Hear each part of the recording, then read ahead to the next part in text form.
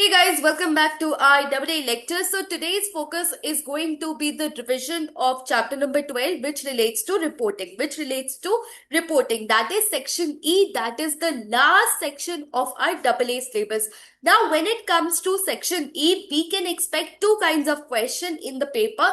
First of all, the 5 markers, of course, and second is the MCQ.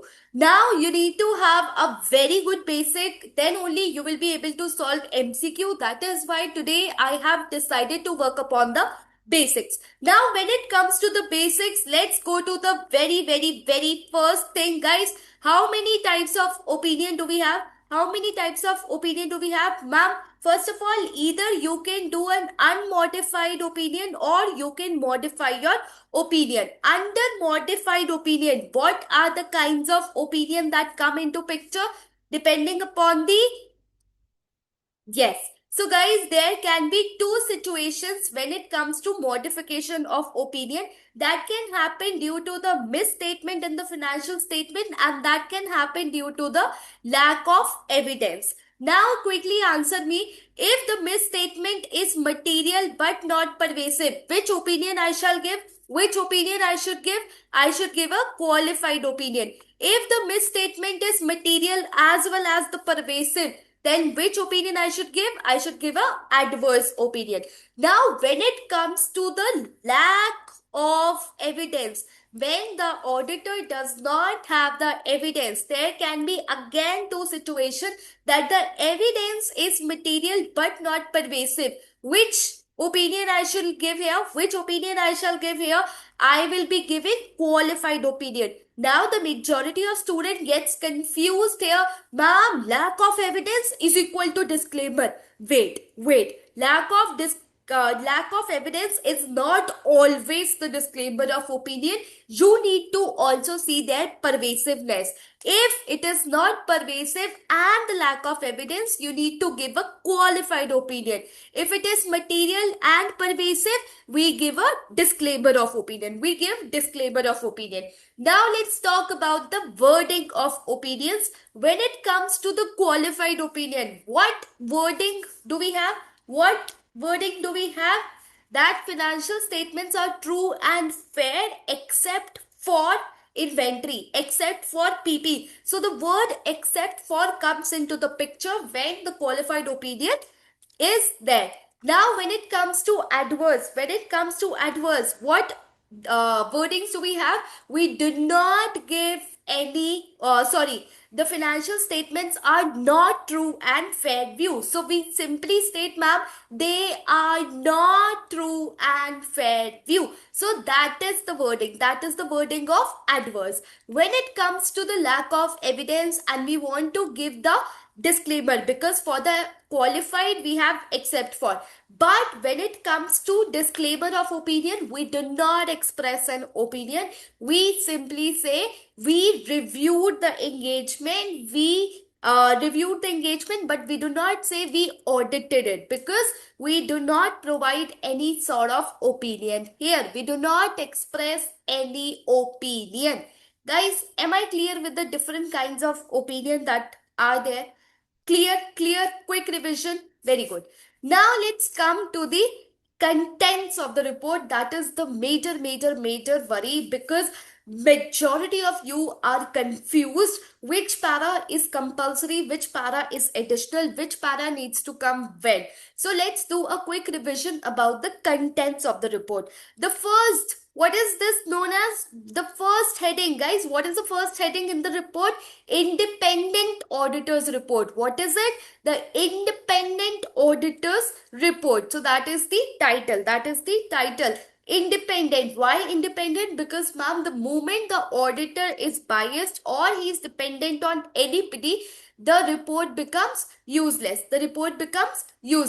Then what comes into the picture is addressee, to whom this report has been addressed to. Guys, who is the addressee? Who is the addressee in our case? Whenever we are the external auditors, we are addressing the report to the shareholders. Then comes the opinion paragraph. Do we put name of the opinion in the paragraph? Yes. right? So whenever, for example, I want to give a qualified opinion, so I will mention on the heading itself qualified opinion paragraph, qualified opinion paragraph. Now when I want to give, let's say, adverse opinion, I will mention in the heading adverse opinion paragraph. Ma'am, why are you telling us this? Why are you telling us this? Do you remember the 5 marker? Do you remember the 5 marker? You mentioned that opinion paragraph needs to be mentioned. The opinion paragraph will include the opinion. Guys, there, please do not write opinion paragraph. Please write qualified opinion paragraph, adverse opinion paragraph, disclaimer of opinion paragraph. So that is the proper heading of the opinion paragraph. Now let me ask you a very basic question. Is it a compulsory para or is it an additional para? Is it a compulsory para or is it an additional paragraph? It is a compulsory paragraph. It is a compulsory paragraph. It is not an additional paragraph.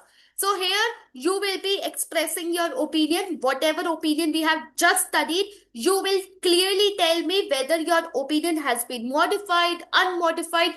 If modified, was it due to the misstatement? Was it due to the lack of evidence? Okay, so this was about the opinion paragraph. Then comes the basis of opinion paragraph. Then comes the basis of opinion paragraph. So guys, what does the basis of opinion paragraph state? What does it state? What does it include? Can somebody quickly tell me? Yes. So the reason for the modification. So for example, ma'am, you included in opinion paragraph that there was a qualified opinion. Okay, so now in the basis of opinion paragraph, you need to tell me why did you qualify your opinion. So I'll mention in the opinion paragraph that this was due to the overstatement of inventory by 10 million, or was it due to the understatement of provision by 10 million. So the reason for modification needs to be clearly mentioned in the basis of opinion paragraph. Will my heading be basis of qualified opinion para or will it be basis of opinion paragraph? What is the correct way of mentioning the heading of this para? Guys, what is the correct way of mentioning this? Basis of qualified opinion paragraph, not basis of opinion paragraph. Okay. So, the basis of qualified opinion para. Again, your opinion needs to be expressed in the heading itself. Okay. Now, blunder. Guys, I am discussing the test also side by side. There were few comments that I wrote that you need to mention from the case. Did you get this comment? Did you get this comment? Whenever you are discussing the last para of your answer, where you were mentioning basis of opinion paragraph will include the reason for modification. There I mentioned a comment that related to the case. Related to the case. Now, how will you relate it to the case? By simply mentioning what was the issue in your case. For example, in our case, it was due to the understatement of provision. So you need to explain me the basis of opinion paragraph, basis of qualified opinion paragraph will consist the reason of qualifying the opinion. Full stop. In our case, it is due to the understatement of provision. So by mentioning what is happening in my case, I have made my answer from general to case specific. General to case specific. Am I clear with the comment? Am I clear with this paragraph? Guys, any issue with this para? Any issue with this para? Okay. Now let's come to the other compulsory paragraph. If my company is a listed company, which is a compulsory paragraph that will come into the picture? Very good. CAM, key audit matter. What is it? Key audit matter. So I was quite impressed to see that majority of you guys have done it phenomenally. How you have mentioned the contents, how you have mentioned the factors that are important to determine the significance. So let's do a quick revision. Okay, when it comes to the listed company, CAM paragraph is a compulsory paragraph, but when it comes to the unlisted company, CAM is a voluntarily paragraph. You have to mention it, you can do it. If you don't want to, you can simply omit out. Now, when it comes to CAM, what is CAM? Key audit matter is simply there will be 100 matters that auditor will be communicating to TCWG throughout the audit. For example, 1000 matters were communicated by auditor to TCWG. Now, out of these 1000 matters, there will be 5 to 10 matters which will be very important, which will be of utmost significance, that auditor feels that even user need to know about it. So where to include these matters? He will be including in the CAM paragraph. Now, ma'am, how does one decide that this is significant, this is not significant? So there are factors that you can consider for determining the significance. Quickly, guys, we are on 22nd. Quickly tell me, what are the few factors on which you can decide, okay, this is a CAM and this is not a CAM, right? High risk of ROMM. What else? What else? If it is an accounting estimate, if it has management's judgment, if it has management's uncertainties, right? So these are the factors will be telling me that, okay, ma'am, out of all those communication, you need to communicate this one to the user. So these are the factors. Now, I have showed you this in the live class when we were doing this topic. What were the contents of the CAM? What were the contents of the CAM, guys? What all things I need to include in the CAM paragraph? First of all, why did I treat it to be CAM? Why did I treat it to be a significant area? Right? This was a auditor's judgment, right? Now, what is CAM? Yes. And how it was addressed during the audit. What were the procedures that we have conducted to deal with this issue? Am I clear with the CAM paragraph? Guys, you need to know these three things. First of all, what is CAM? Second of all, what are the factors that auditor consider while determining one of the matter is significant or not? Third, you need to know what are the contents of the CAM. These are the three things that you cannot ignore at any given point. And the fourth, for a listed company, CAM is a compulsory paragraph. Clear with the CAM? Did you get a quick revision? Of same? Okay, now let's go to the next paragraph, which is EOMP paragraph. Come on, guys. EOMP is a compulsory paragraph, or is it a list? Or is it an optional paragraph? Is it a compulsory para or is it an optional para? It is an additional para, it is an optional para, it is not a compulsory para. Okay, so what is EOMP? What term do I use in my live class? It is a magnifying glass.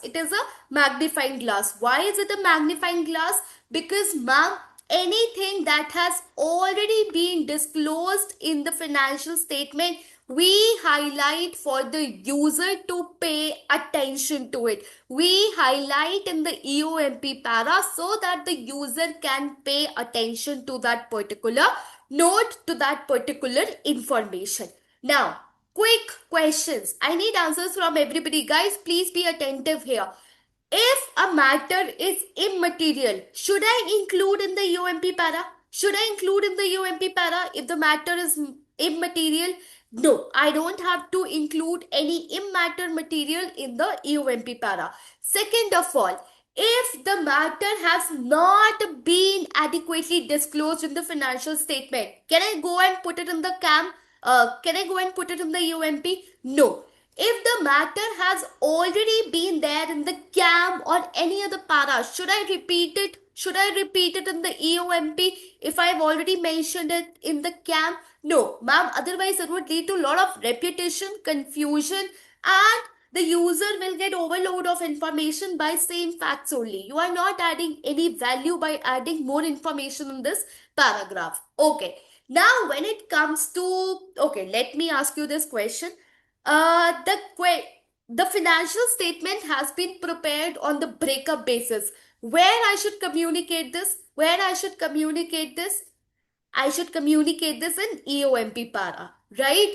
Okay. So this is just an additional paragraph where you need to include material matters that you think are important for the user's understanding and you want user to pay attention to it. First of all, and the most important condition, it needs to be adequately disclosed.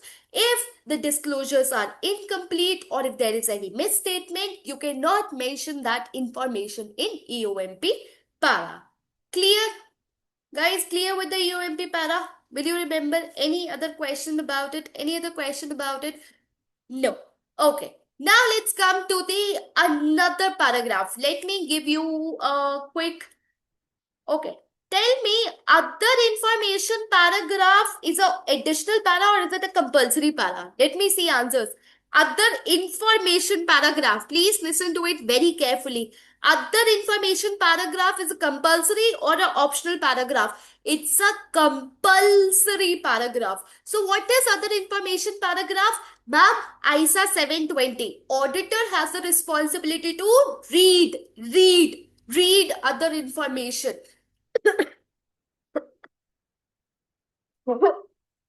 Sorry. Now, whenever he is reading, there is a possibility that he may find a inconsistency between other information and the financial statement, right? So guys, do you remember auditor being the kindest person? Of course, he will first of all go to management that ma'am please correct this. Then he will go to TCWG. If the management does not omit, does not correct that misstatement, then only he will be mentioning there. Okay. Now, when it comes to what if the financial statement are misstated and other information is correct? Will I modify my opinion? Will I modify my opinion? Guys, what will be the impact on the opinion? Yes, I will modify my opinion depending upon the materiality and pervasiveness. What would be the impact on report? What would be the impact on the report? What would be the impact on the report? What paras will come in the report if there is inconsistency in financial statement? Yes, opinion and basis of opinion paragraph. Fine. Whenever there is an inconsistency in other information and the financial statements are correct, will I modify my opinion? Will I modify my opinion? No, I will not modify my opinion. What would be the impact on the report? What will be the impact on the report? I will include it in the other information paragraph. Other information paragraph. Okay. So, I will not be modifying my opinion. I will not be including this material inconsistency in basis of opinion paragraph where I will include it in other information paragraph. Guys, are we clear with it? Are we clear with it? So, ma'am, this is the first case if the auditor has found any inconsistency. What if he has found no inconsistency? Guys, will this para be included? Will the other information para be included if there is no inconsistency between financial and non-financial statement? Yes, it will be included. All those who said no, please pay attention. Yes, it is compulsory paragraph. Forgot, we just discussed that yes, it is a compulsory paragraph. So even if there is no inconsistency, you have to mention this. You have to mention this.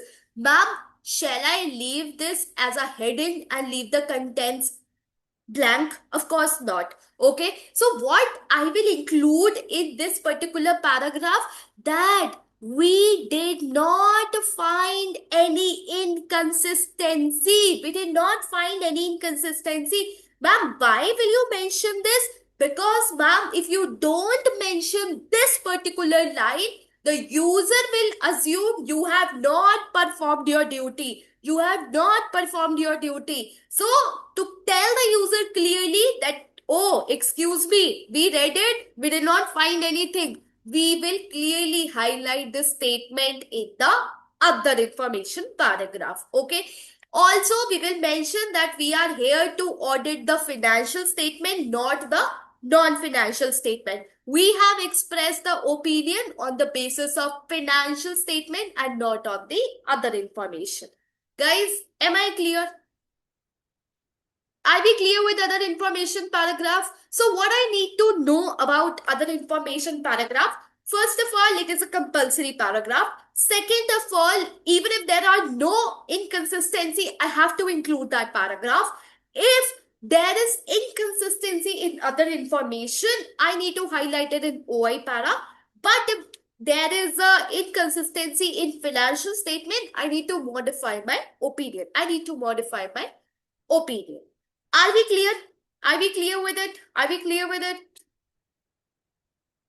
Guys, did you get a better understanding? All those who were confused, tukka chal raha tha jinka. Okay. Now, let's go to the next paragraph. EOMP is done. Okay. Now let's talk to the MUIGC paragraph. Now, very important paragraph. MUIGC para is what? MUIGC para is a para that will be highlighting my going concern uncertainties. Okay. Now, let's do a case by case. Now, let's go to the first case. Okay. Uncertainty exists and it has been adequately disclosed by the management. First of all, tell me what would be the opinion. Guys, what would be the opinion? Unmodified. What would be the report impact? What would be the impact on report? MUIGC. Am I clear? MUIGC. So in this MUIGC, I will be clearly highlighting, bam, they have disclosed it. Please go to note number 17. So I will be adding a cross reference. Bam, 17, note number 17. Please go. We have a surprise for you. We have a surprise for you related to going concern. Okay. Second situation. The uncertainty was there, but the management has not disclosed it correctly. Guys, what would be the opinion? If I would be first of all saying it is pervasive, it is not pervasive. Qualified and your adverse, qualified or adverse, yes or no? Yes or no? What would be the impact on report? What would be the impact on report? It would be basis of opinion paragraph where I will be clearly explaining that the disclosures are inadequate. That the disclosures are inadequate. Clear? Clear? Will I include MUIGC para here? Will I include MUIGC para here?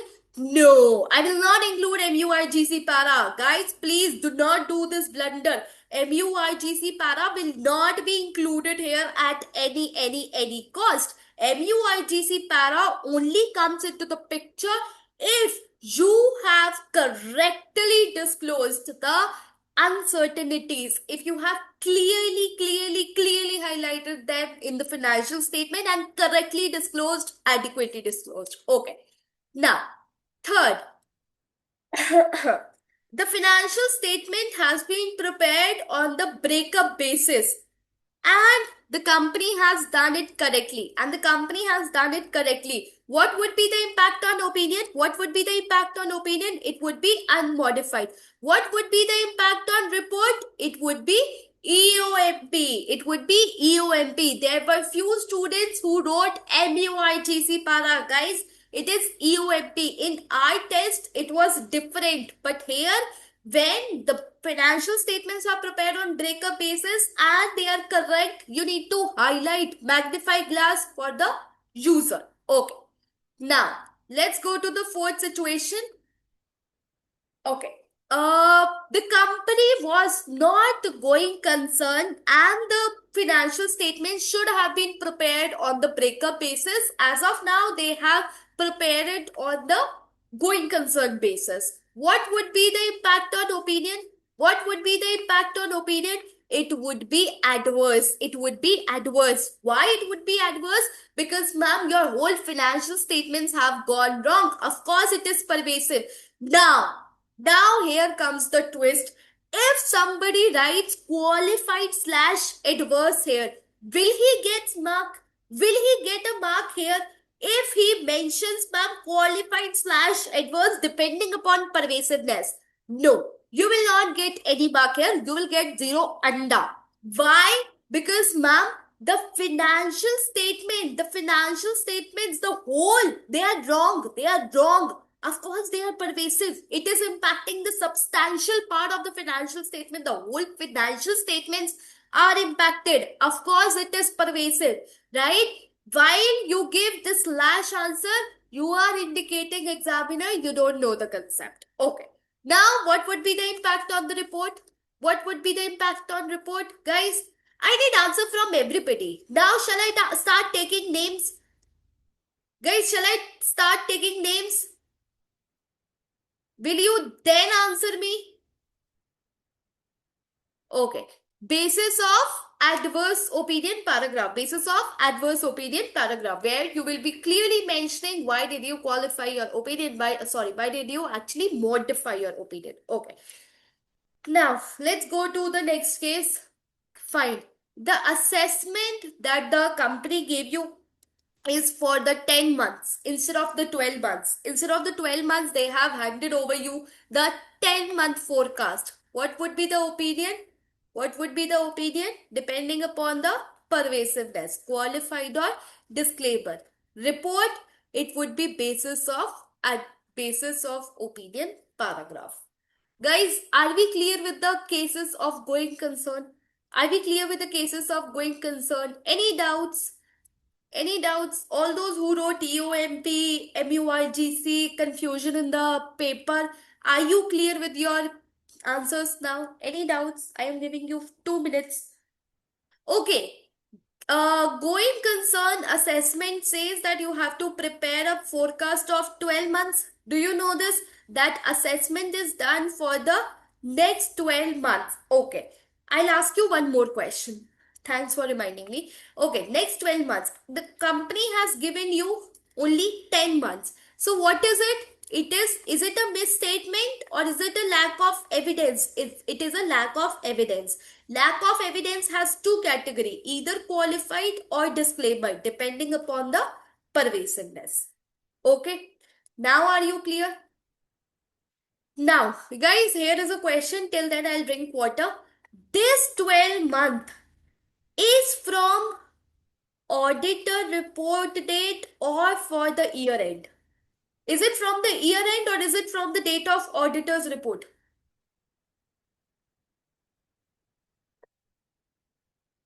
I need answers from everybody. You know what? I have read it recently in one of the book. If you don't answer, if you don't speak up during the classes or during the discussion, this means that you are not active. That is the only reason. You are busy or distracted in other work. Simple the reason is this. Okay, so guys, all those who said auditor report, let me just burst your bubble. It is always year end. You do not have to remember any dates in the reporting, especially chapter number 12. It is year end. From one year end to another year end. From one year end to another year end, you have to give me the 12-month forecast. Okay, what are we left with? MURGC, EOMP, CAM, OI. Okay, the other matter paragraph.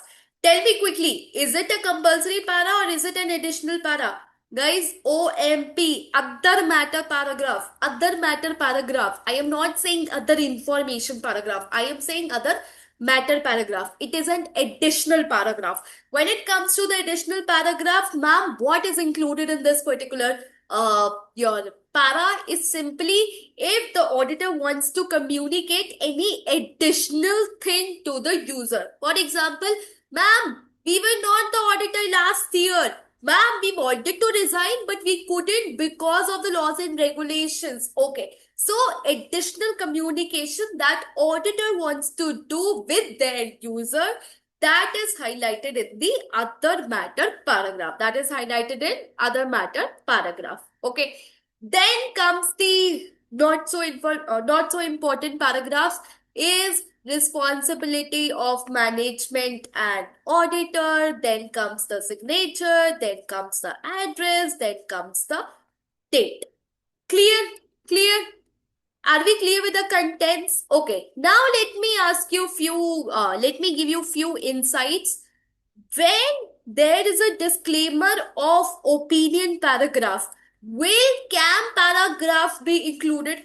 Will CAM paragraph be included if we are expressing the disclaimer of opinion paragraph? No. Guys, no. CAM paragraph is not included if you are expressing the other, if you are expressing the disclaimer of opinion. Will other information para be included? Will other information para be included? These both are two compulsory paragraph. These two both are compulsory paragraph.